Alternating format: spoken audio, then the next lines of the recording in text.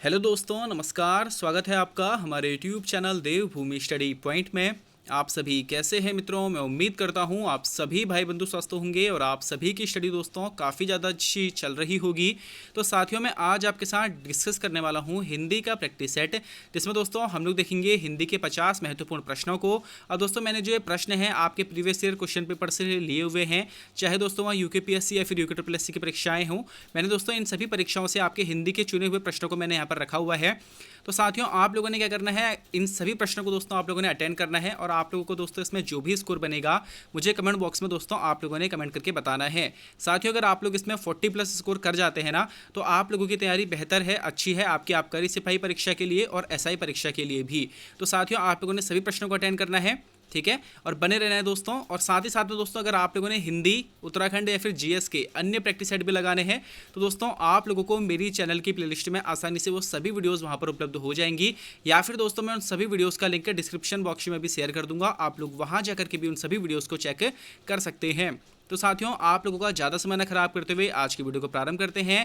पहला प्रश्न है हमारा, उल्लास का संधि विच्छेद चुनिए। अब दोस्तों यहाँ पर आपने क्या करना है, उल्लास का संधि विच्छेद बताना है। तो दोस्तों इसका बिल्कुल राइट आंसर हो जाएगा ऑप्शन ए, उत्धनलास। दोस्तों यह क्या हो जाएगा, हमारे उल्लास का संधि विच्छेद हो जाएगा। आपने ध्यान में रखना है दोस्तों, इसमें व्यंजन संधि है और व्यंजन संधि का तो संबंधी नियम इसमें लग रहा है। अगला प्रश्न हमारा, किए हुए उपकार को मानने वाला वाक्यांश के लिए एक शब्द क्या होगा। देखिए दोस्तों, आपकी परीक्षाओं में वाक्यांश के लिए एक शब्द से अच्छे खासे प्रश्न बने थे अभी ईओ की परीक्षा में, ठीक है। वहाँ पर दोस्तों आपकी हिंदी के 100 मार्क्स की हिंदी आई थी आपकी, और उसमें आपके अच्छे खासे प्रश्न पूछे गए थे वाक्यांश के लिए एक शब्द वाले जो आपके प्रश्न रहते हैं, अनेक शब्दों के लिए एक शब्द वाले जो प्रश्न रहते हैं दोस्तों, यहाँ से आपके कम से कम 5 से 6 प्रश्न आपके पूछे गए थे। तो दोस्तों आपने इनको भली भांति तैयार कर लेना है, एसआई की परीक्षा में आपको हेल्प पहुँचाएंगे। तो साथियों, आपने बताना है किए हुए उपकार को मानने वाला वाक्यांश के लिए एक शब्द क्या होगा। तो दोस्तों इसका बिल्कुल राइट आंसर हो जाएगा ऑप्शन ए, कृतज्ञ। दोस्तों इसका बिल्कुल करेक्ट आंसर होगा। अब साथियों, जो किए हुए उपकार को मानता है वो तो कहलाएगा कृतज्ञ, और दोस्तों जो किए हुए उपकार को नहीं मानता तो वह कहलाएगा कृतज्ञ। आपने दोनों को ही ध्यान में रखना है। अगला प्रश्न हमारा, वाक्य में क्षण भर ठहराव के लिए प्रयुक्त चिन्ह कौन सा है। जब दोस्तों वाक्य में हमें कुछ ही समय के लिए रुकना होता है तो इसमें हम कौन से चिन्ह का प्रयोग करते हैं। तो दोस्तों इसमें हम लोग अल्प विराम चिन्ह का प्रयोग करते हैं। दोस्तों अल्प का मतलब क्या होता है, थोड़ा यानी कि कम, और विराम का मतलब ठहराव। तो दोस्तों जिसमें हम लोग कम ठहराव के लिए रुकते हैं तो वो हमारा अल्प विराम चिन्ह हो जाएगा। अल्प विराम चिन्ह दोस्तों कौन सा होता है, तो कॉमा जो लगाते हैं ना हम लोग, वह हमारा अल्प विराम चिन्ह होता है। अगला प्रश्न हमारा, मोहन नहीं आने वाला है, यह किस प्रकार का वाक्य है। तो दोस्तों आपने बताना है कि जो मोहन नहीं आने वाला है किस प्रकार का वाक्य है। जैसे कि आप सभी जानते हैं कि अर्थ के आधार पर हमारे वाक्य के दोस्तों कुल 8 भेद होते हैं, उनमें से 4 हमें यहाँ पर दिए गए हैं। आपने बताना दोस्तों कि मोहन नहीं आने वाला है किस प्रकार का वाक्य है। तो दोस्तों इसका बिल्कुल राइट आंसर हो जाएगा ऑप्शन डी, यह दोस्तों एक नकारार्थक वाक्य है। देखिए साथियों, इसमें जिसमें भी हमें निषेध देखने के लिए मिलेगा ना, तो यहाँ पर हमें नहीं देखने के लिए मिल रहा है। अगर कहीं पे हमें ना देखने के लिए भी मिले तो यह सभी क्या है दोस्तों, निषेध के लिए प्रयोग में आते हैं। तो निषेधात्मक वाक्य यानी कि नकारार्थक वाक्य भी इनको कहा जाता है। अगला प्रश्न हमारा, राजभाषा संबंधित संवैधानिक अनुच्छेद कहाँ से कहाँ तक हैं। अब साथियों आपने बताना है कि जो राजभाषा से संबंधित संवैधानिक अनुच्छेद हैं हमारे, वह किस अनुच्छेद से किस अनुच्छेद तक हैं। तो दोस्तों इसका बिल्कुल राइट आंसर हो जाएगा ऑप्शन बी, आर्टिकल 343 यानी कि आर्टिकल 343 से दोस्तों 351 तक हमारी राजभाषा से संबंधित संवैधानिक अनुच्छेदों को दोस्तों उसमें वर्णन किया गया है। भाग 17 में दोस्तों ये भी आपने ध्यान में रखना है कि भाग 17 में हमारी राजभाषा की चर्चा है और आर्टिकल 343 से 351वें अनुच्छेद तक इनकी चर्चा करी गई है। और दोस्तों मोस्ट इंपोर्टेंट जो आपके लिए आर्टिकल है वह है आर्टिकल 343, जिसमें कहा गया है दोस्तों कि हिंदी हमारी भारत देश की राजभाषा और लिपि हमारी देवनागरी होगी। ऐसा दोस्तों हमारे आर्टिकल 343 में कहा गया है। अगला प्रश्न है हमारा, डैश शब्द वे होते हैं जिनमें लिंग, वचन, कारक, काल पक्ष के कारण परिवर्तन होता है। अब दोस्तों आपने बताना है ऐसे शब्द कौन से होते हैं जिनमें लिंग, वचन, कारक और काल पक्ष के कारण से परिवर्तन होता है। तो दोस्तों ऐसे शब्द हमारे विकारी शब्द कहलाते हैं। देखिए साथियों, जिन भी शब्दों में विकार उत्पन्न हो सकता है वह हमारे विकारी शब्द कहलाएंगे। तो ये दोस्तों विकार कैसे उत्पन्न होता है, जैसे साथियों आप लोगों ने समझना है कि जो हमारे संज्ञा शब्द हैं या फिर सर्वनाम शब्द हैं यह हमारे विकारी शब्द कहलाते हैं, क्योंकि दोस्तों इसमें हम लोग क्या कर सकते हैं, परिवर्तन कर सकते हैं।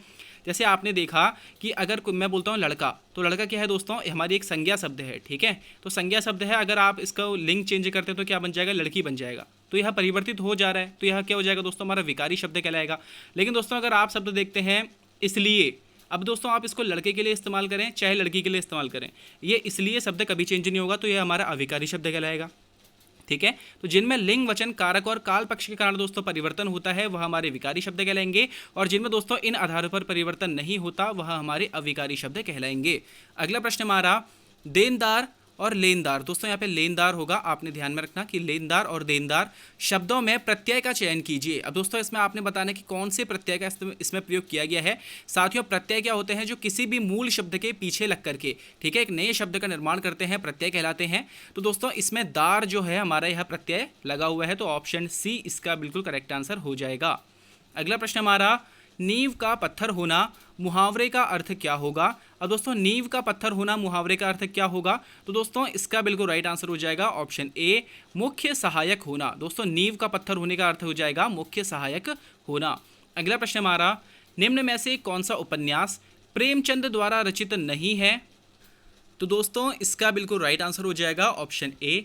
दोस्तों जो राग दरबारी है रचना है यह मुंशी प्रेमचंद जी की नहीं है, यह दोस्तों प्रसिद्ध हिंदी के साहित्यकार श्री लाल शुक्ल जी की एक प्रसिद्ध व्यंग्य रचना है। बाकी दोस्तों रंगभूमि, कर्मभूमि और गबन यह तीनों ही रचनाएं दोस्तों मुंशी प्रेमचंद जी की हैं। अगला प्रश्न हमारा हिंदी भाषा में कितने प्रकार के वचनों का प्रयोग किया जाता है। अब साथियों आपने बताना है कि हिंदी भाषा में वचन कितने प्रकार के होते हैं, तो दोस्तों इसका बिल्कुल राइट आंसर हो जाएगा ऑप्शन बी। हिंदी भाषा में दोस्तों वचन कुल 2 प्रकार के होते हैं, एक वचन और बहुवचन। दोस्तों हिंदी भाषा में द्विवचन नहीं होता है। संस्कृत में दोस्तों वचनों की संख्या 3 है, एक वचन, द्विवचन और बहुवचन, मगर दोस्तों हिंदी भाषा में हमारे केवल 2 ही वचन रहेंगे, एक वचन और बहुवचन।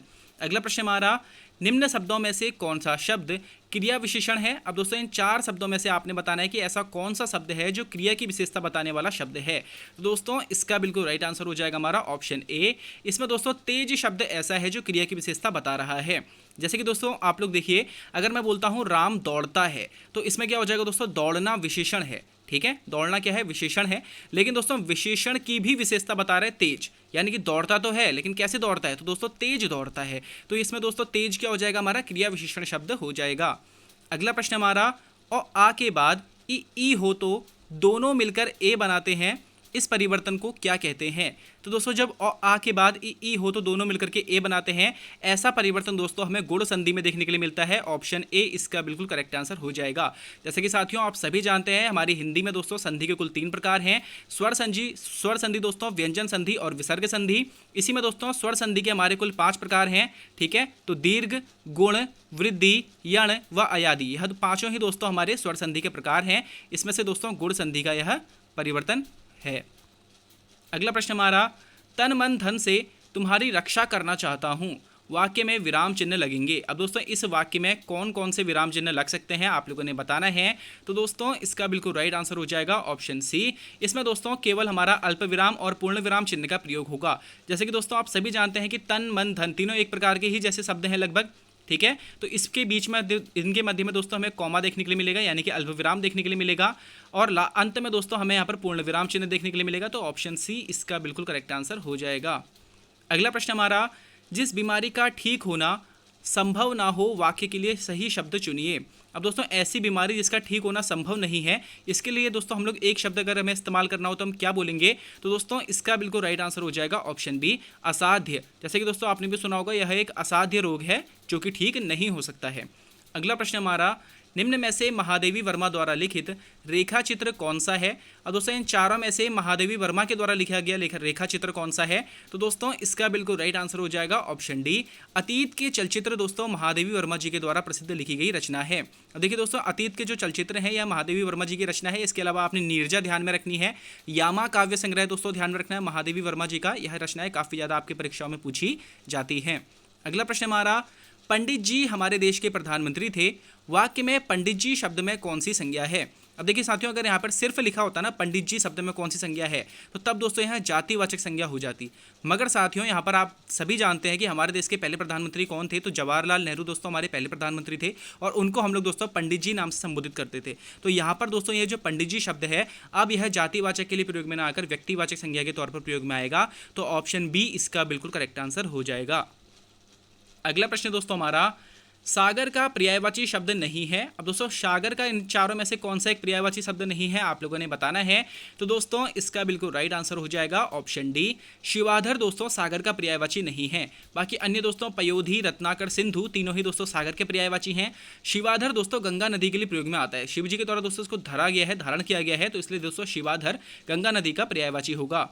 अगला प्रश्न दोस्तों हमारा, शुद्ध शब्द का चयन कीजिए। अब दोस्तों यहाँ पर आविष्कार शब्द जो है हमारा, उसको दोस्तों 4 प्रकार से लिखा गया है। आपने बताना है दोस्तों इसका शुद्ध रूप कौन सा होगा। तो दोस्तों इसका बिल्कुल राइट आंसर हो जाएगा ऑप्शन डी। तो दोस्तों आविष्कार शब्द रहता है, आप लोगों ने इस पॉइंट को ध्यान में रखना है। देखिए दोस्तों जो इसमें हमें कन्फ्यूजन होता है ना, वो ऑप्शन ए और ऑप्शन डी में ही रहता है कि दोस्तों आविष्कार होगा या फिर आविष्कार होगा। बाकी के ऑप्शन तो दोस्तों आप लोग भी आसानी से काट लेते होंगे। तो साथियों आपने ध्यान में रखना है कि आविष्कार ना कह करके आपने आज से आविष्कार कहना है। अगला प्रश्न हमारा, बाजी, है किसके पर्यायवाची हैं। तो दोस्तों ये जो 2 पर्यायवाची हैं किसके पर्यायवाची हैं आप लोगों ने बताने हैं। तो दोस्तों इसका बिल्कुल राइट आंसर हो जाएगा ऑप्शन सी, यह दोनों ही दोस्तों अश्व यानी घोड़े के पर्यायवाची हैं। बाकी दोस्तों आपने घोड़े के अन्य पर्यायवाची भी ध्यान में रखने हैं, बाजी, है, तुरंग, तुरंगम, सैंधव, दधिका, सरता, घोटक, घोड़ा, यह सभी दोस्तों अश्व यानी कि घोड़े के पर्यायवाची हैं। अगला प्रश्न दोस्तों हमारा, निम्न में से संकर शब्द का चयन कीजिए। अब साथियों संकर शब्द कैसे शब्द होते हैं, जो 2 अन्य भाषाओं से मिलकर के बने हुए शब्द होते हैं, वह हमारे संकर शब्द कहलाते हैं। तो दोस्तों ये इसमें से हमें संकर शब्द का चयन करना है। तो यह सभी शब्द जो है दोस्तों हमारे क्या हैं, संकर शब्द हैं, अलग अलग भाषाओं से मिलकर के बने हुए हैं। ठीक है, जैसे इसमें दोस्तों रेल जो है वो अंग्रेजी शब्द है और गाड़ी हमारा हिंदी शब्द हो गया। तो दोस्तों अलग अलग शब्दों से मिलकर के बने हुए शब्द संकर शब्द कहलाते हैं। अगला प्रश्न दोस्तों हमारा, री वर्ण का उच्चारण स्थान क्या है। तो दोस्तों री वर्ण का उच्चारण स्थान आप लोगों ने बताना है। तो साथियों इसका बिल्कुल राइट आंसर हो जाएगा ऑप्शन डी, री वर्ण का दोस्तों उच्चारण स्थान मूर्धा हो जाएगा। अगला प्रश्न हमारा, सरकारी या स्वायत्त शासी निकायों या संस्थानों के निर्णय, प्रतिवेदन आदि को जब जन साधारण के सूचनार्थ समाचार पत्रों द्वारा प्रकाशित एवं प्रसारित किया जाता है, उसे क्या कहा जाता है। तो दोस्तों जब बेसिकली सरकार क्या करती है, कोई अपना जो निर्णय होता है या फिर जो भी कोई उन्हें सूचना प्रदान करनी होती है, जनसाधारण तक पहुंचानी होती है, और ऐसा दोस्तों वो समाचार पत्रों में प्रकाशित करके कर रहे होते हैं, तो इसको क्या कहा जाता है। तो साथियों इसको कहा जाता है प्रेस विज्ञप्ति। तो ऑप्शन ए इसका बिल्कुल करेक्ट आंसर हो जाएगा।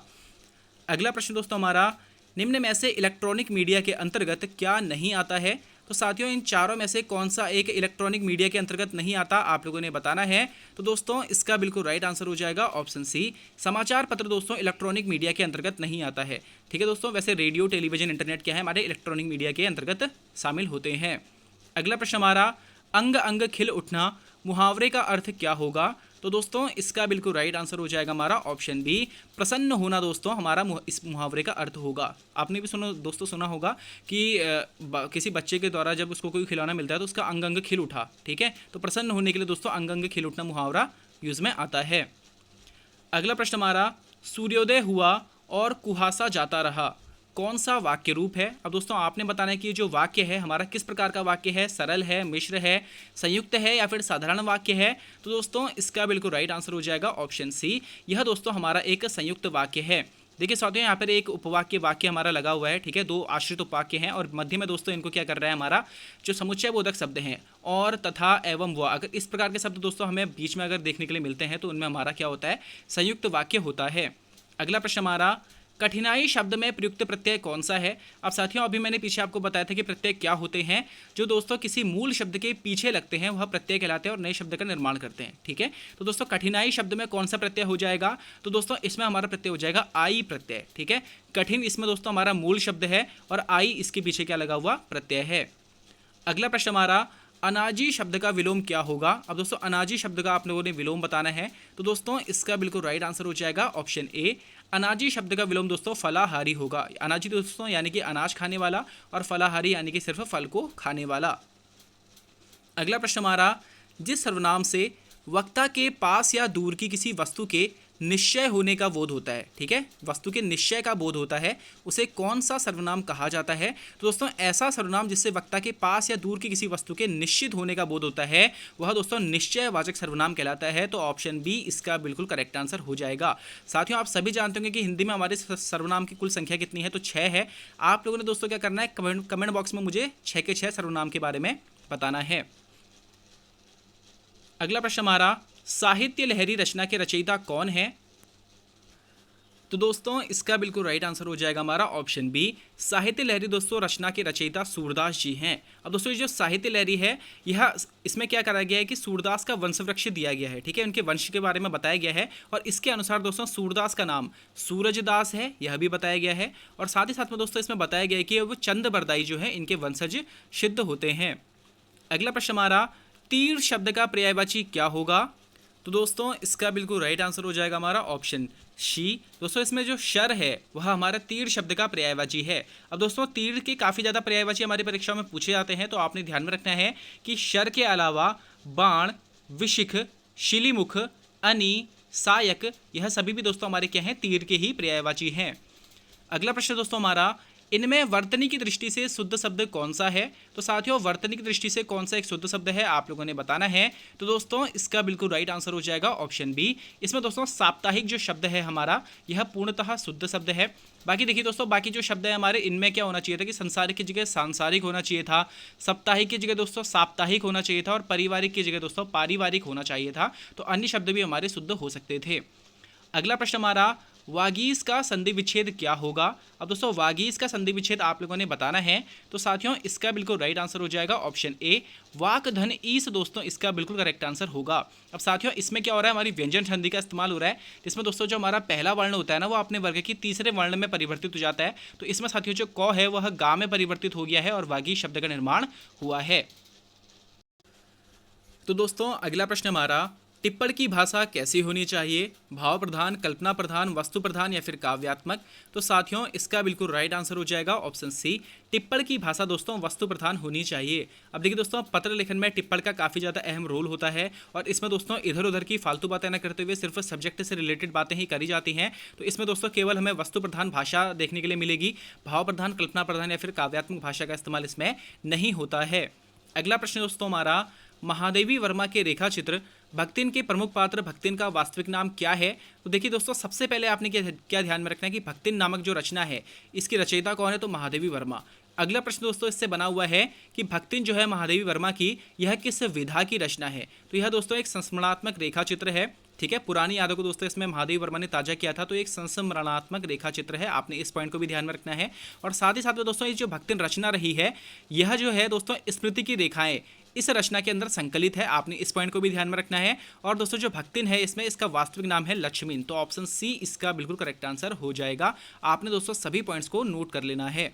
अगला प्रश्न दोस्तों हमारा, भाषा की सबसे छोटी ध्वनि इकाई जिसके खंड ना किए जा सकें क्या कहलाती है? तो देखिए दोस्तों अगर आपसे पूछा जाए नॉर्मली कि भाषा की सबसे छोटी इकाई क्या कहलाती है, तो वहाँ पर दोस्तों ध्वनि लग जाएगा आपके ऑप्शन में, ठीक है, क्योंकि दोस्तों सबसे पहले हम सुनेंगे तभी तो हम लोग लिखेंगे, है ना। लेकिन दोस्तों अगर आपके ऑप्शन में ध्वनि नहीं है और वहाँ पर दोस्तों आपको वर्ण, शब्द, पद और वाक्य दिए गए हैं, तो ऐसी कंडीशन में दोस्तों आप लोगों ने वर्ण का चयन करना है। यहाँ पर दोस्तों आपसे पूछा गया कि भाषा की सबसे छोटी ध्वनि इकाई जिसके टुकड़े ना किए जा सकें क्या कहलाती है? तो दोस्तों इसका बिल्कुल राइट आंसर हो जाएगा ऑप्शन सी, वह इकाई दोस्तों वर्ण कहलाती है। अब देखिए दोस्तों क्या आप लोग अ के टुकड़े कर सकते हैं? नहीं कर सकते, है ना। हम लोग इसके अलावा ई के टुकड़े नहीं कर सकते, तो यह क्या है दोस्तों हमारी भाषा की सबसे छोटी ध्वनि इकाई है जिनके हम लोग टुकड़े नहीं कर सकते, खंड नहीं कर सकते हैं। अगला प्रश्न दोस्तों हमारा, भारतीय आर्य भाषा के विकास क्रम में पाली व प्राकृत के उपरांत तीसरी भाषा कौन सी है? अब देखिए दोस्तों हिंदी भाषा का जो हमारा विकास है ना, इसमें यह विकास क्रम काफ़ी ज़्यादा पूछा जाता है, जिसमें दोस्तों हमारे सबसे पहले आती है संस्कृत, उसके बाद दोस्तों पाली, फिर प्राकृत, उसके बाद दोस्तों अपभ्रंश, फिर दोस्तों अपभ्रंश का जो अंतिम समय था वह अवहट्ट कहलाया और अवहट्ट के बाद दोस्तों हमारी हिंदी सामने आई थी। तो दोस्तों आपने विकास क्रम ध्यान में रखना है और इस विकास क्रम में दोस्तों हमने देखा कि पाली और प्राकृत के उपरांत जो अगली भाषा रही थी वह अपभ्रंश रही थी, तो ऑप्शन सी इसका दोस्तों बिल्कुल करेक्ट आंसर हो जाएगा। अगला प्रश्न दोस्तों हमारा, निम्नलिखित में स्त्रीलिंग शब्द कौन सा है? अब दोस्तों इन चार शब्दों में से कौन सा एक शब्द स्त्रीलिंग शब्द है आप लोगों ने बताना है। तो साथियों इसका बिल्कुल राइट आंसर हो जाएगा ऑप्शन बी, अरावली दोस्तों इसमें क्या है हमारा स्त्रीलिंग शब्द है, अरावली पर्वत की चोटी। तो दोस्तों आप लोगों ने क्या करा, आप लोगों ने क्या करना है दोस्तों, कभी भी स्त्रीलिंग या फिर पुल्लिंग शब्द अगर आप लोगों ने पहचानना है तो उस शब्द का दोस्तों वाक्य प्रयोग करके आप लोगों ने चेक कर लेना है, ठीक है। अगला प्रश्न है दोस्तों हमारा, निम्नलिखित में अग्नि का पर्यायवाची नहीं है। अब साथियों कौन सा एक अग्नि का पर्यायवाची नहीं है इन चारों में से आप लोगों ने बताना है। तो साथियों इसका बिल्कुल राइट आंसर हो जाएगा ऑप्शन सी, अनिल। दोस्तों इसमें क्या है, अग्नि का पर्यायवाची नहीं है। अब देखिए दोस्तों, अनिल और अनल दोनों में दोस्तों आपने अंतर समझना है, ठीक है। अनल दोस्तों अग्नि का पर्यायवाची है और अनिल दोस्तों वायु यानी हवा का पर्यायवाची है। आपने दोनों को ध्यान में रखना है। बाकी दोस्तों वैश्वानर भी आप लोग ध्यान में रखिएगा, यह भी अग्नि का ही पर्यायवाची है। अगला प्रश्न दोस्तों हमारा, आपकी यात्रा मंगलमय हो किस प्रकार का वाक्य है। अब देखिए दोस्तों, आपकी यात्रा मंगलमय हो, यहाँ पर आप लोग क्या कर रहे हो, अपनी इच्छा जाहिर कर रहे हो, ठीक है, या फिर आशीर्वाद दे रहे हो, शुभकामनाएं दे रहे हो। तो दोस्तों जब ऐसी वाली आपका कोई इस प्रकार का कोई आपका वाक्य हो तो इसमें दोस्तों आपकी इच्छा जाहिर हो रही है, तो यह एक इच्छावाचक वाक्य हो जाएगा। ऑप्शन डी इसका बिल्कुल करेक्ट आंसर हो जाएगा। अगला प्रश्न दोस्तों हमारा, जब लिखने से कोई अंश छूट जाता है तो उसे प्रदर्शित करने के लिए कौन सा चिन्ह प्रयुक्त होता है।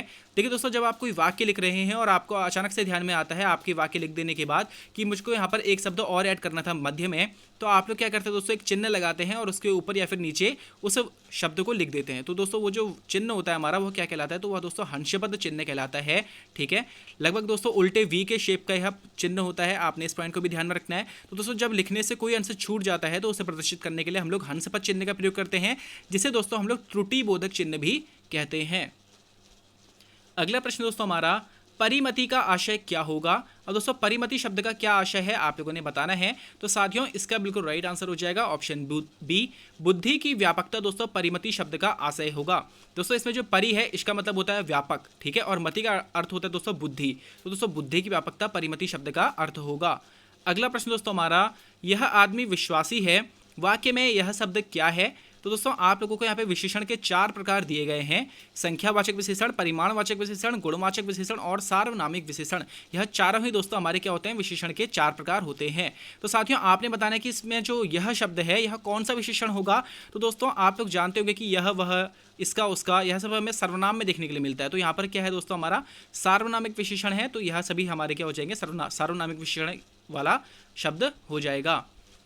अगला प्रश्न दोस्तों हमारा, निम्नांकित में से किस शब्द में दो उपसर्ग प्रयुक्त हुए हैं। अब दोस्तों आपने बताना है ऐसा कौन सा शब्द है जिसमें दो उपसर्गों का प्रयोग किया गया है। अब साथियों अभी मैंने पीछे आपको बताया था प्रत्यय क्या होते हैं, जो किसी मूल शब्द के पीछे लग करके नए शब्द का निर्माण करते हैं दोस्तों, वह प्रत्यय कहलाते हैं। और दोस्तों जो किसी मूल शब्द के आगे लग करके नए शब्द का निर्माण करते हैं वह दोस्तों हमारे उपसर्ग कहलाते हैं। तो दोस्तों आपने बताना है कि ऐसा कौन सा शब्द है जिसमें दो उपसर्ग का प्रयोग किया गया है। तो साथियों इसका बिल्कुल राइट आंसर हो जाएगा ऑप्शन सी। इसमें दोस्तों जो समालोचना शब्द है इसमें हमारे दो उपसर्ग का प्रयोग किया गया है। अब साथियों देखिए इसमें क्या है ना, दो उपसर्ग के साथ साथ एक प्रत्यय का प्रयोग भी किया गया है, ठीक है। इसमें दोस्तों दो उपसर्ग कौन कौन से हमारे, तो एक उपसर्ग हो गया दोस्तों सम, एक उपसर्ग हो गया आ, ठीक है। तो दो हमारे उपसर्ग हो गए। लोच हमारा दोस्तों इसमें मूल शब्द हो गया और ना दोस्तों इसमें हमारा प्रयोग में आया हुआ प्रत्यय हो गया। तो दोस्तों इस प्रकार से इसमें हमारे दो उपसर्ग और एक प्रत्यय के साथ मिलकर के शब्द बना हुआ है समालोचना। अगला प्रश्न दोस्तों हमारा, निम्न में से अर्क किसका पर्यायवाची शब्द है। अब दोस्तों अर्क किसका पर्यायवाची है, इन चारों में से आप लोगों ने बताना है। तो साथियों इसका बिल्कुल राइट आंसर हो जाएगा ऑप्शन बी। यह दोस्तों अर्क सूर्य का पर्यायवाची है। बाकी दोस्तों आपने सूर्य के अन्य पर्यायवाची भी ध्यान में रखते हैं, जिसमें आ जाएगा सविता, पतंग, अंशुमाली, ठीक है, तरणी, सूर, हंस, विरोचन, दिनेश, यह सभी दोस्तों क्या है, हमारे सूर्य के ही पर्यायवाची हैं। अगला प्रश्न दोस्तों हमारा, कि वर्तन की दृष्टि से शुद्ध शब्द कौन सा है। अब दोस्तों इन 4 शब्दों में से एक शब्द हमारा शुद्ध है, अन्य 3 अशुद्ध हैं। आपने बताना दोस्तों कौन सा एक शब्द हमारा शुद्ध है। तो साथियों इसका बिल्कुल राइट आंसर हो जाएगा ऑप्शन सी। इसमें दोस्तों अकस्मात जो शब्द लिखा हुआ है यह हमारा वर्तन की दृष्टि से शुद्ध शब्द है। लेकिन साथियों देखिए अत्यधिक कैसे गलत है, तो इसमें दोस्तों ये जो आ की मात्रा लगी हुई है ना, यह नहीं होनी चाहिए थी, तो क्या होता, अत्यधिक होता, ठीक है।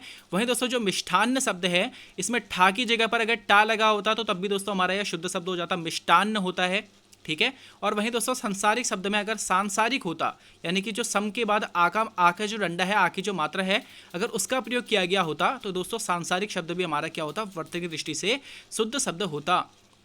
अगला प्रश्न दोस्तों हमारा, वर्णमाला का क वर्ण इनमें से किसके अंतर्गत आता है। तो साथियों आप लोगों ने इसमें बताना है कि क वर्ण का उच्चारण स्थान क्या है। तो साथियों इसका बिल्कुल राइट आंसर हो जाएगा ऑप्शन सी। क वर्ण का दोस्तों उच्चारण स्थान कंठीय हो जाएगा। दोस्तों क वर्ग जो है ना, क वर्ग के जितने भी वर्ण हैं, क, ख, ग, घ और अंग, इन दोस्तों पांचों का ही क्या है, उच्चारण स्थान कंठीय होता है। अगला प्रश्न दोस्तों हमारा, इनमें से किस शब्द का प्रयोग हमेशा बहुवचन में होता है। तो साथियों इसका बिल्कुल राइट आंसर हो जाएगा ऑप्शन डी। इनमें से दोस्तों जो प्राण शब्द है इसका प्रयोग दोस्तों हमेशा बहुवचन में होता है। आप लोग दोस्तों वाक्य प्रयोग करके आसानी से इन सभी शब्दों को चेक कर सकते हैं। ठीक है, देखिए दोस्तों जैसे आप लोग बोलते हैं कि मेरे प्राण निकल गए, ठीक है, तो आपने कभी ये नहीं बोला मेरा प्राण निकल गया, ठीक है, तो मेरे प्राण निकल गए, तो दोस्तों ये कैसा शब्द है, हमारा बहुवचन शब्द है। अगला प्रश्न दोस्तों हमारा, यौवन किस प्रकार का शब्द है? तो साथियों यौवन किस प्रकार का शब्द है? तत्सम है, तद्भव है, देशज है या फिर विदेशज? तो साथियों इसका बिल्कुल राइट आंसर हो जाएगा हमारा ऑप्शन ए। यह दोस्तों एक तत्सम शब्द है। तत्सम शब्द दोस्तों ऐसे शब्द जो संस्कृत भाषा के शब्द हैं और हिंदी भाषा में ज्यों के त्यों ले लिए गए हैं, तो दोस्तों तत्सम शब्द कहलाते हैं। और यौवन दोस्तों एक हमारा क्या है, तत्सम शब्द है, जिसका दोस्तों तद्भव हो जाएगा यौवन। ठीक है, आपने इस पॉइंट को भी ध्यान में रखना है। अगला प्रश्न दोस्तों हमारा, निम्न में से अनमेल अथवा बेमेल काम के भाव को व्यक्त करने वाली लोकोक्ति कौन सी है? तो दोस्तों आपने बताना ऐसी कौन सी लोकोक्ति है जो अनमेल अथवा बेमेल काम के भाव को व्यक्त करती हो। तो साथियों इसका बिल्कुल राइट आंसर हो जाएगा ऑप्शन सी, हंसुए के ब्याह में खुरपे का गीत। यह दोस्तों अनमोल अथवा बेमेल काम को व्यक्त करने वाली हमारी क्या है, लोकोक्ति है। और दोस्तों आज का हमारा अंतिम प्रश्न है, निम्न में से शुद्ध वाक्य बताइए। अब साथियों इनमें से कौन सा एक शुद्ध वाक्य है आप लोगों ने बताना है। तो साथियों इसका बिल्कुल राइट आंसर हो जाएगा हमारा ऑप्शन डी, आप भीतर बैठ जाएं। यह दोस्तों हमारा क्या हो जाएगा, एक शुद्ध वाक्य हो जाएगा। देखिए साथियों जो पहला हमारा वाक्य है ना, उस पर क्या दोष दिया जाए, इसके स्थान पर दोस्तों हो सकता था उसको क्या दोष दिया जाए। ठीक है, कम शब्द थोड़े इस्तेमाल में आते। वही दोस्तों अगला जो वाक्य है, मुझे सांप का डर लगता है, तो इसके स्थान पर दोस्तों हो सकता था मुझे सांप से डर लगता है। ठीक है, और वहीं दोस्तों जो दोस्तों आपका तीसरा ऑप्शन है, मैंने साड़ी को धुलवाया, इसके स्थान पर हो सकता था दोस्तों मैंने साड़ी धुलवाई। तो इस प्रकार से दोस्तों क्या होता, हमारे सभी के सभी वाक्य हमारे शुद्ध हो सकते थे। तो साथियों आप लोग मुझे बताइएगा आपका इसमें स्कोर क्या रहा है, और इसके बाद दोस्तों आपको किस टॉपिक पर वीडियो चाहिए, उत्तराखंड के प्रैक्टिस सेट चाहिए या फिर दोस्तों आपको हिंदी या फिर आप लोगों को जीएस का प्रैक्टिस सेट चाहिए, तो आप दोस्तों आप लोग मुझे कमेंट बॉक्स में बता सकते हैं। वहीं दोस्तों अगर आप लोगों को कोई वीडियो और कंटेंट इन्फॉर्मेटिव लगा हो तो साथियों वीडियो को लाइक करके चैनल को जरूर सब्सक्राइब कर लीजिएगा। आप सभी भाई बहनों को दोस्तों आपके आगामी एग्जाम्स के लिए हार्दिक बधाई शुभकामनाएं देते हुए मैं अपनी वाणी को दोस्तों विराम देता हूं। धन्यवाद।